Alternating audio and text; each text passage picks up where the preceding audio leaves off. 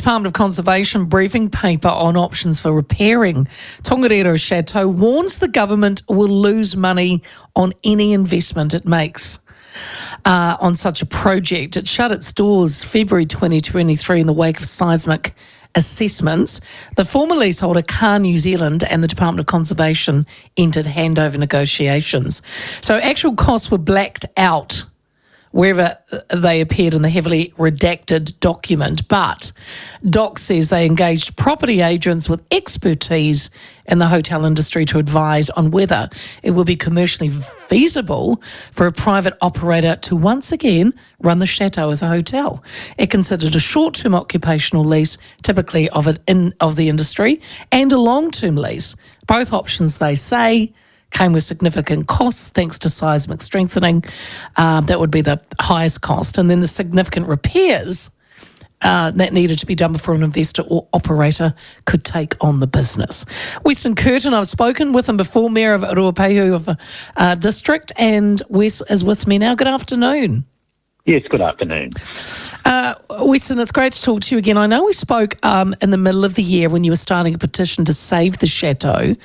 I mean, you would have read about this story. What do you make of it? What do you think is going to happen?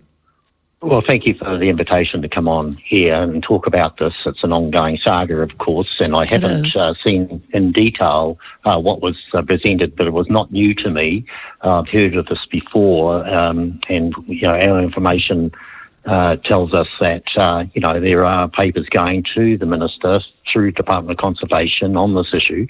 I've just got to say, though, that this information that the Minister is considering at the moment, and I understand he's put out a statement saying that no decision has been made and waiting with interest to see what else happens in the meantime.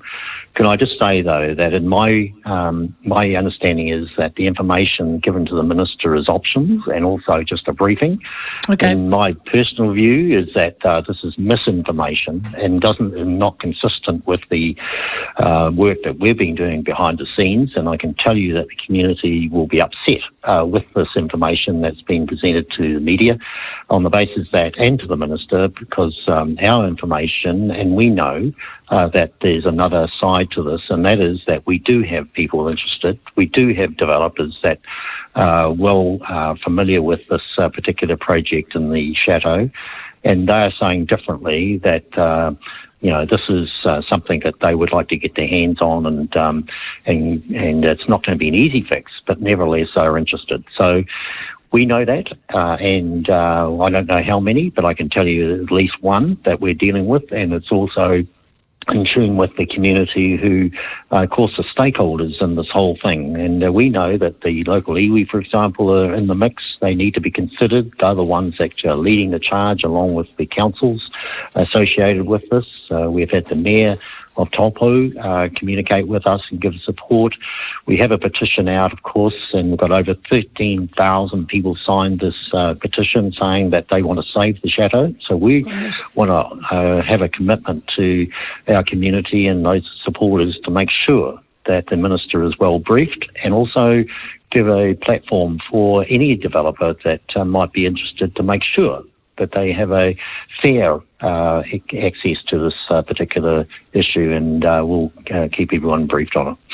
Weston, that is great news, and I'm so glad that we got to talk to you about that, because I have been lamenting during the show, saying we're going to talk to you, that, we have to, I feel we have to look at ways, if we can, to preserve. To me, it's a treasured piece of heritage, and not just that, even though not even over 100 years old, but you've got to look at the economic and benefits, for tourism, and it's good to hear that, people are interested, and that, like you said, I could see developers wanting to get a hold of it. I think yes, that's a good point, and I think we've got to wind the clock back to nearly 100 years ago, 93 years ago, I think it was, in the 1930s. The people that were associated with that, in fact, it was the Government and Tourism Board, saw the vision that set something up that was amongst a depression, in fact, 1930s was a depression, but they saw the vision and they wanted for something to last for 100 years.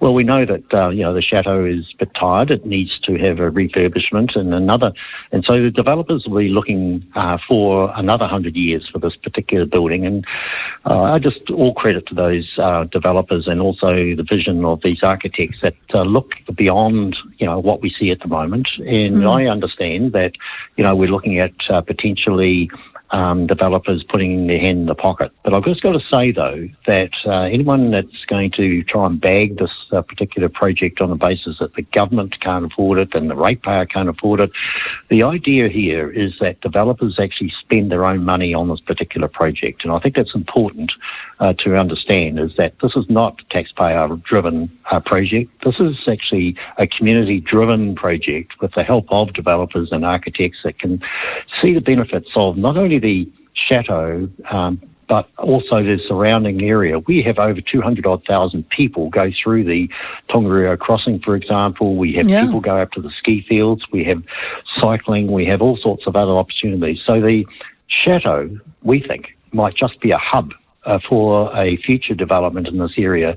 Bearing in mind we've been to hell and back in the last year with closures around the mills, ski fields and difficulties at times. We've had all sorts of issues that, have come our way. So we're trying to bounce back. We're trying to reach for the sky to actually see opportunities when they do arise, and this is one of them. And so what we do is actually join the dots to get the right people in the mix. And Department of Conservation, the role to play, of course, only on the issue of actually the tenure and also the land ownership, and also dealing with the iwi settlements, which is important to our community and their culture. But I'm sure that those hurdles can be reached, or, we can actually work through those issues. But most importantly, let's give it a fair crack to get a developer in there to spend their own money and their own vision, and also give them, what space they need. And I think it's unfortunate that we've had this press suggesting that it's all over, and I don't accept that. I will be coming back with a vengeance to actually make sure that the government are well briefed and they give us a fair run at this. And I'm sure that the Minister, once he sees and hears what the vision is of our community, and collectively with the iwi, for example, will be a force to be reckoned with, and we're going to get on with the job.